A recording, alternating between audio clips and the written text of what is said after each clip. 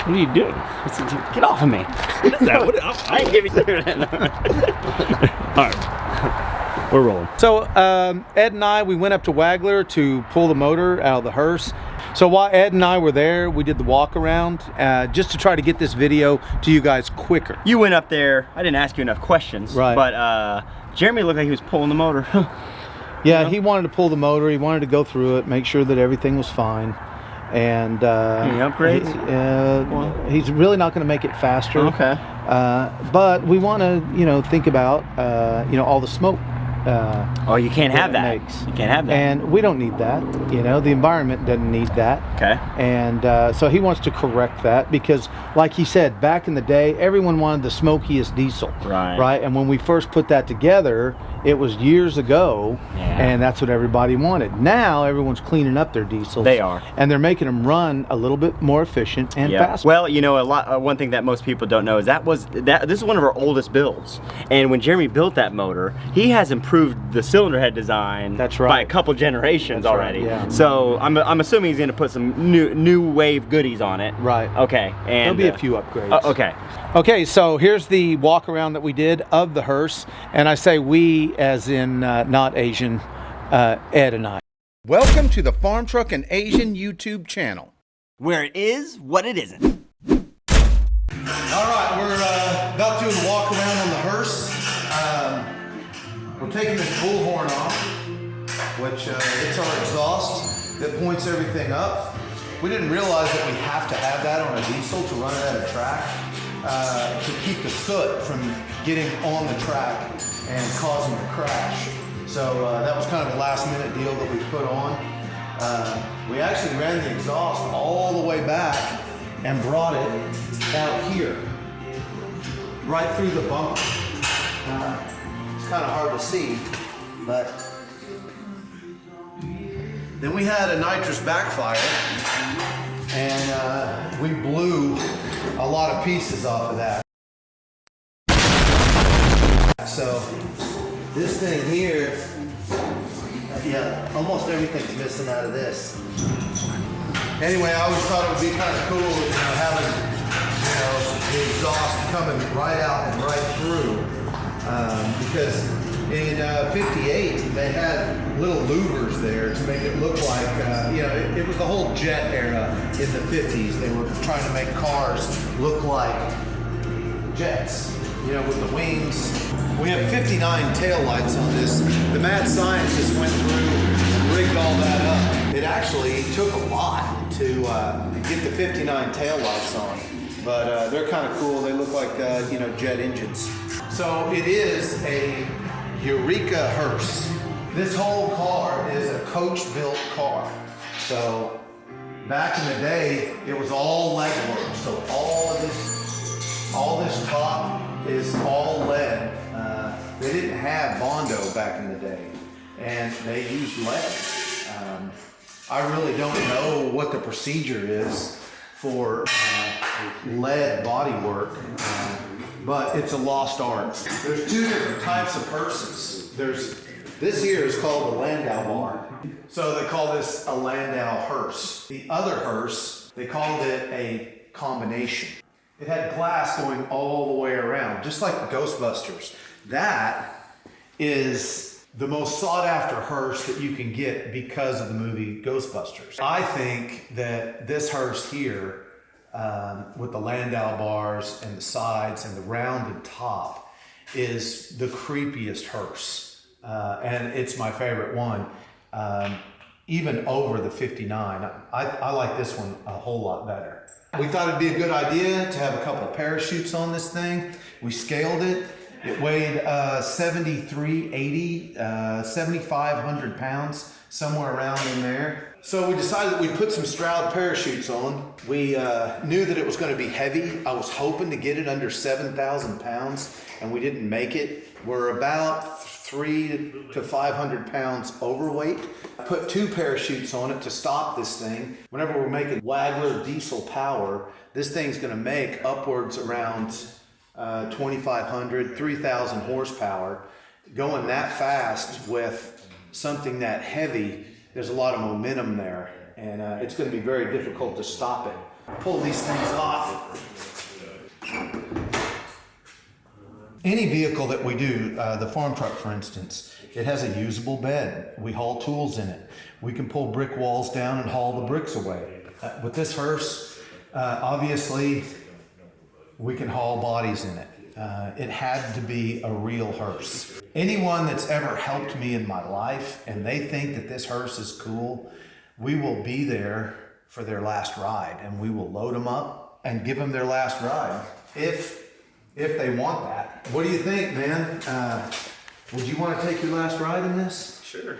I'll be there for that. I'll take the first ride. Yeah, first ride. Oh, neither one of you guys have been for a ride in it. Not yet. All right, well, I'll let you drive it. All right, today I want to change things up a little bit. I want to walk around and tell them a little bit about the hearse, but normally I'm doing most of the talking. I think I'm going to ask you guys questions today and let you... It's like a test. let's go right over to the business end of this thing. So tell us about the motor. Back when we built it, we met you guys at PRI. You said that's we right, yeah. We got a project that we need some help on. So we built this, would it been 4 years now? 5 years? You know, I really can't recall that. It's probably 5 years. Yeah. But I remember walking by the booth at the PRI show, and we saw that motor, or we saw those valve covers. Yep. And I didn't even know what it was. It was so beautiful. And it was just man jewelry, you know? And you said you had a really cool vehicle to put something right. like that in there. That's so right. Basically, we started off with a GM block, our billet rods, Ross pistons. We did the Cowley's billet crankshaft in this one, the comp cams camshaft.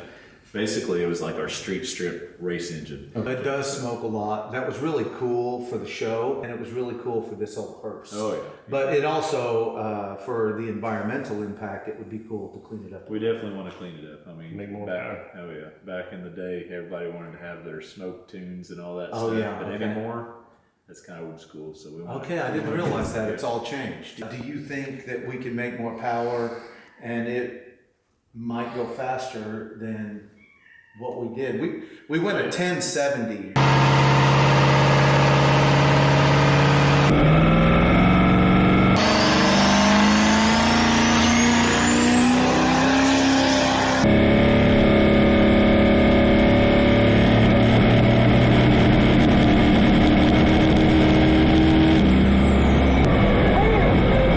You went 126 at 1072. Oh, All right, I knew it had a 10-second in it. That was the best that we could get out of it. And then we found a boost leak. Is that right? Drive pressure. Okay. It's the bellow on the passenger side. It actually took all the thick stainless piping and bent that whole pipe out. Had so much drive pressure on it. So That's right. we're gonna have to That's work right. on making sure the wastegate's set to relieve the pressure. And basically, like I said, it's fun to get them out there and get them working, but then you always go back. A race car's never done, right? That's It's right. never finished. You're searching you're for the always- weak link. Yep. So after you get to first passes on it, as long as we've got a driver that can handle the power, we're gonna add some power to you. I don't know. I think we got it. Got it? We got it. As far as that, I think nitrous tuning is going to come into play then. Yep. So we'll have to get Nitrous Express up here and do a little tuning on that part Okay. of it as well. But Yeah. Andrew behind the computer, and we get the engine freshened up a little bit. Like I said, it's probably not wore very much, but like I said, the piston bowl design is what we mainly want to go after, and just double check everything. It's set so long.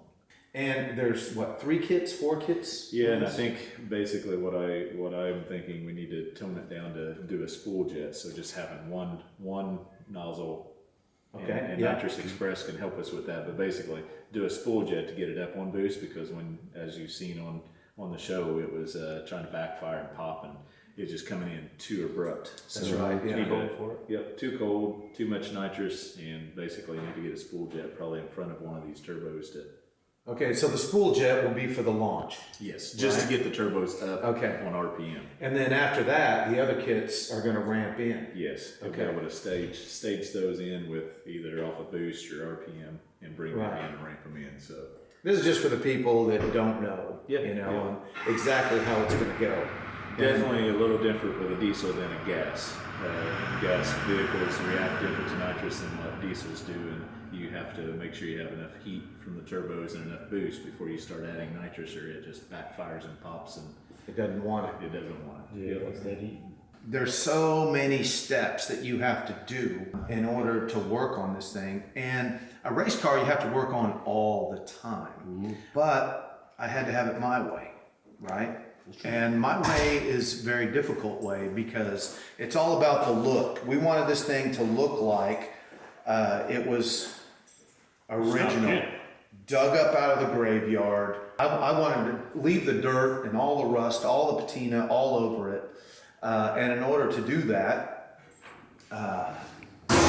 nothing sticking out of the hood. We had to bury the motor inside there to the point where you have to pull the body off the chassis to get the motor out.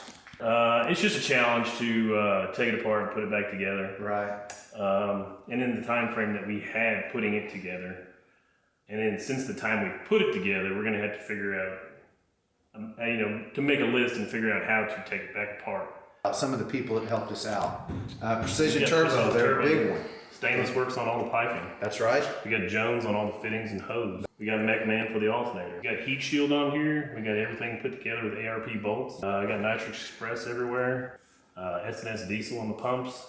We got the And Peterson dry tank. sump, dry That's sump Peterson tank. drive, yep. So a lot of their parts you can't see because they're buried That's right. underneath the. You know, when word got out that we were building the HEARSE, a lot of people got excited. I wanted to keep it a big secret. I was like, I guess that was just the way I was raised.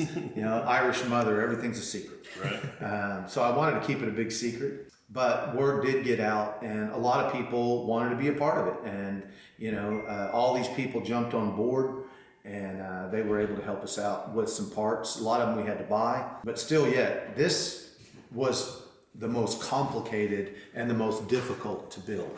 Definitely. It being four-wheel drive, RCV, with the CVs up front, We got Ride Tech on the upper control arm. quick performance. Rear end, front We rear. were very limited on the gear. Remember, we couldn't find the proper gear. To do a reverse gear. That's right. We had to have a reverse gear in the front and a regular one in the rear, and they both had to be the same. We got Precision Drive in Oklahoma City on the drive shaft. Oh yeah, David, he's always been good to us, and he built the drive shaft for the Farmtruck probably 20 years ago. It's still there. And I bought some extra U-joints because I'm thinking, man, I'm probably going to break these U-joints, but I have never ever had a problem with that drive shaft.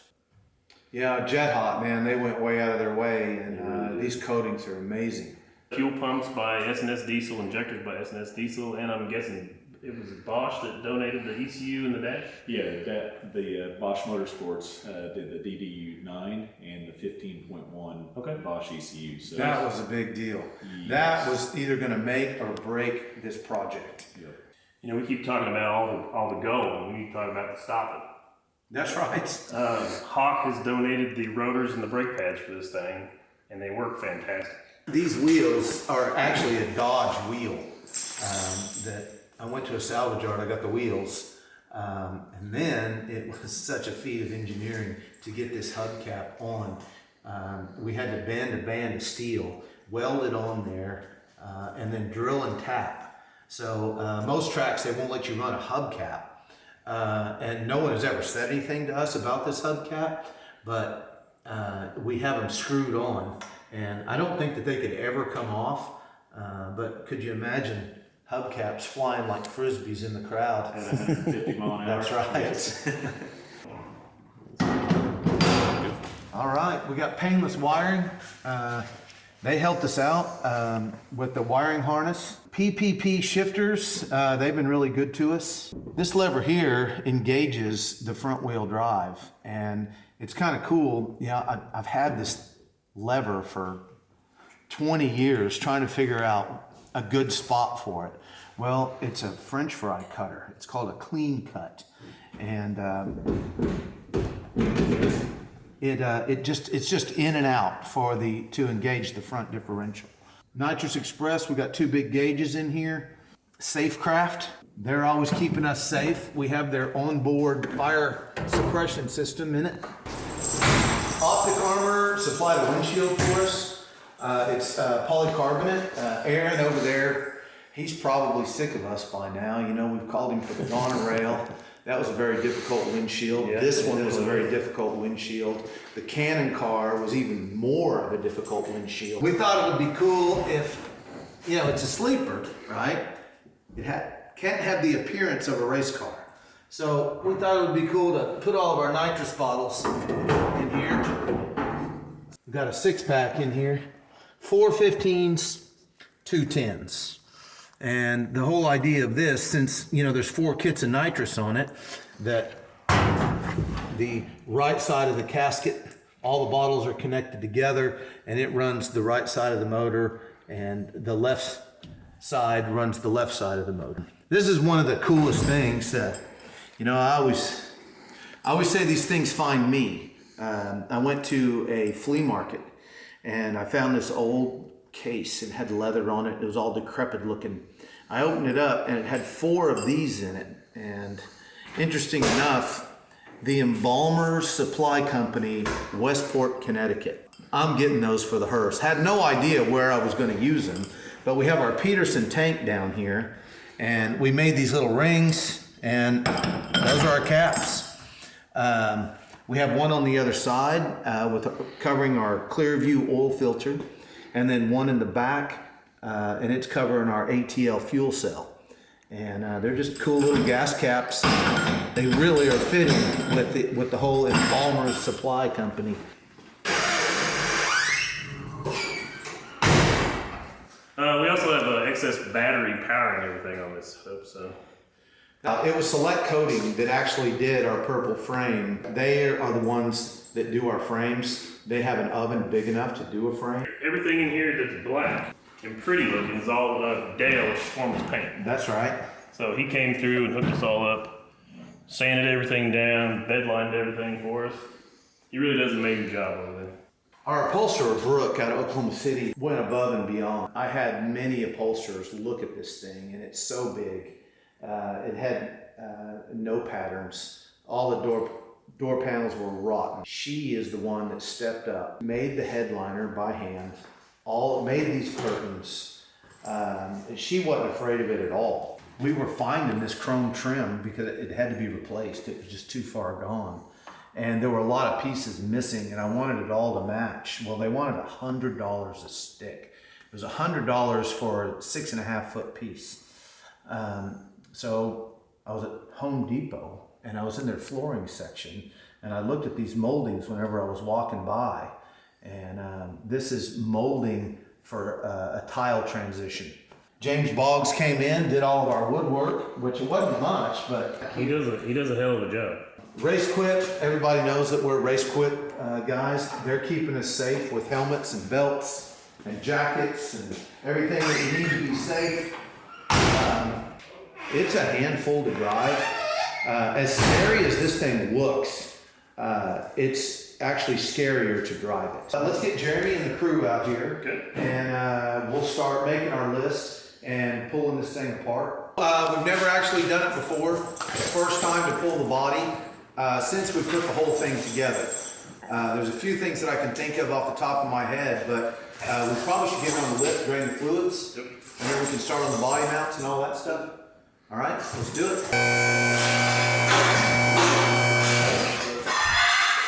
Okay, if you go up a hair, I can get out. I'm a little stuck. Hey, remember that fat man joke? Yeah, zoom in over here. You weren't lying. All right. Big more? Yes. I can get in, but I can't get out. I think we're clear. Go for it.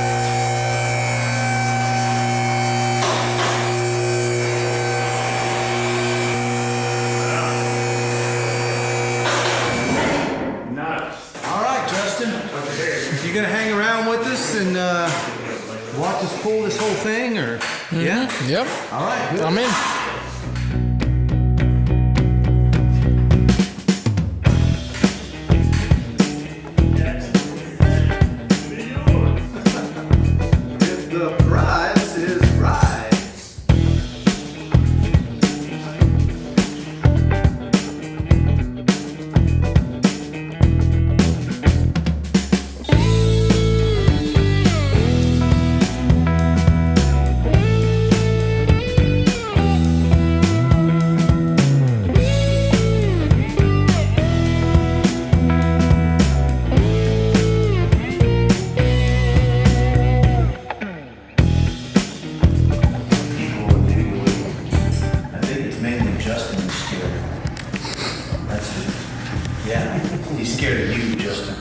See this? See this? Look at him, he's burying his head and everything.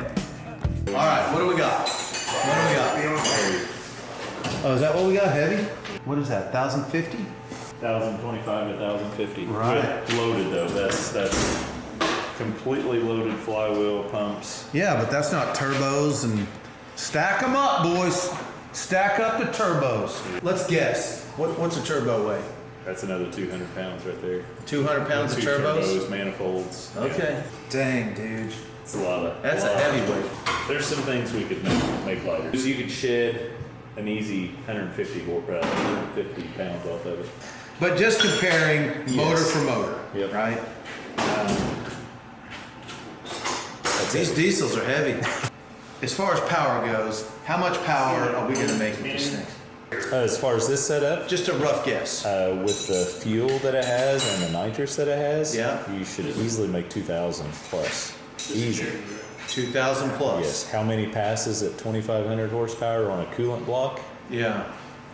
Not as many as we'd like to say. I see. But I would rather go slower Okay. and drive it. Yeah. Oh yeah. Yes. So, Yep.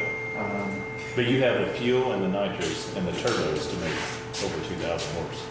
So okay. And what would the torque be on a diesel? on that, at that Just kind, guess. 3,500 to 4,000. Just double it. Yeah. Wow. So Okay. What we need to do is we need to put a mild tune in it. Yep. So we don't have to pull the body and spend 4 hours getting the motor, right? And no telling how long it's going to take us to put it back together. Oh yeah. So let's not make 2,000 plus. Let's make 1,000 plus Yeah. and call it good, Yeah. right? Just on drag days when you're trying to beat some. Hey, I ain't the tuner. I'm just the driver. You're just the driver. We'll let Andrew make that call, but yeah. Andrew will tune it, I'll steer it. Yeah. Good. All right, man. Good job, everybody. Thank you. All right. Thanks, everybody, for watching the video. We appreciate Jeremy Wagler. We appreciate S&S Diesel. Justin, who was the videographer. Yeah, That's Justin right. jumped in for Yep. me because I Yeah, couldn't he make the jumped trip. right on in That's there. right. That was great, man. And we got a couple more builds that we need to show, but this was the one that was kind of tailing. It's been up in Indiana for a while. So hey guys, to continue watching, we're going to do more with the HEARSE. So don't forget to like, subscribe, leave a comment below, and we'll just keep building crap for you guys to watch. That's right. We're going to keep on keeping on. Hey, FarmtruckandAZN here. Thank you for sticking around and watching our YouTube videos. Since you're a viewer and hopefully a subscriber, drop by our website, okcfarmtruck.com, and use discount code FNAYouTube to get 10% off your next order. It's our way of saying thank you.